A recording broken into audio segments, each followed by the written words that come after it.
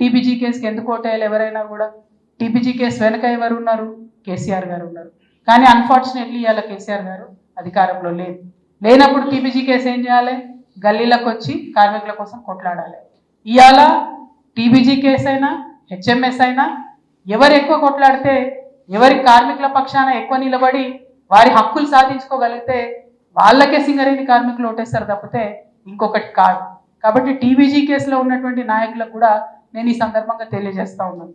మీకు అనేక పర్యాయాలు నేను చెప్పిన, మనం కార్మికుల ఇష్యూ తీసుకొని గ్రౌండ్లో ఉండాలి.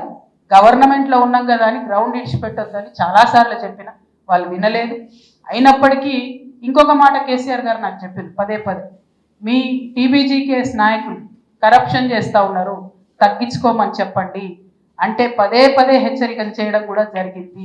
అయినప్పటికీ వాళ్ళు మారలేదు. ఇక మూడో అంశం, అనేక సార్లు నేను చెప్పిన, 20,000 మంది యువమిత్రులను ఇవాళ మనం ఉద్యోగాలు ఇచ్చి కొత్తగా సింగరేణిలోకి తీసుకున్నాం.